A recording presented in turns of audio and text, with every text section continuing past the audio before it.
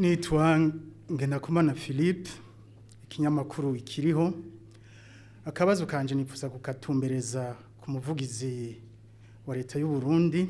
Itegeko riraba ihonyabwoko ryakorewe abarundi bo mu bwoko bw'Abahutu mu gihumbi kimwe n'amajana 1972 muri leta y'u Burundi ryoba rigeze hehe? Narijya mu kwezi kumwe hazoba haciye imyaka 50 igihonyabwoko ribaye. Mbega itariki 29 z'ukwezi kwa kane mu kuvuga mu kwezi kumwe hari ico leta y'u Burundi itegekanya gukora kugira bibuke ako kabi kabishe kabaye muri uwo mwaka w'igihumbi kimwe amajana 1972. Nobanza kwashikiriza yuko kijya cegeranyo mu gwisevere washikirije mu gifaransa n'ibitomoka neza ariko ndaza kushana mu kirundi bayita rapport d'étape. Ni cegeranyo novuga c'igice c'ibikorwa bimaze gukora. Mwumve ko igikorwa kitarahera. Igikorwa ntikirahera.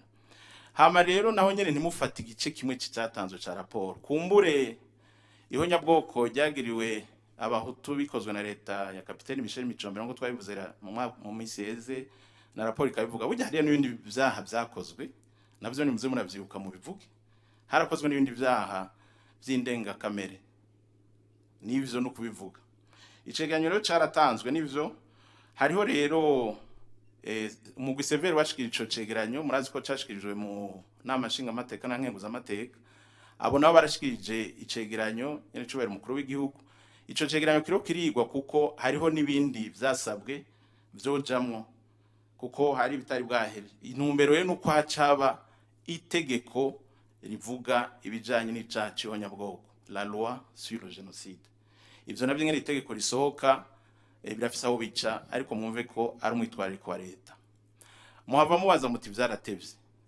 Mbe vyatevye ufatiye kuki? Abarundi ko tumaze imyaka 50 iryo barajyaraguye.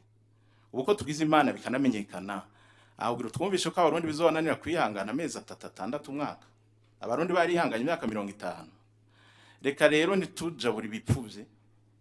Inkono ihira igihe ntihira inzara. Reka rero babikore babinonosore neza bihere. Kira noneho mu vyose veri izokora si vyabaye 72 gusa. 88 harimo 93 harimo ikiringo bakorera ko ni kinini kuko abarundi bakomeretse n'abakomerekejwe n'ivyabaye ni mu mici itandukanye abarundi ngo tubizi na nyimwo. Reka rero kuri kose kuja habona hazogira ingingo ibereye ifatwa y'igihugu ntitugira uguce ukuri kw'igice ko bari ukuri kw'igice. Reka rero kuri kose kumenyekane kandi abarundi tuzokira nta nkeka turavyizeye.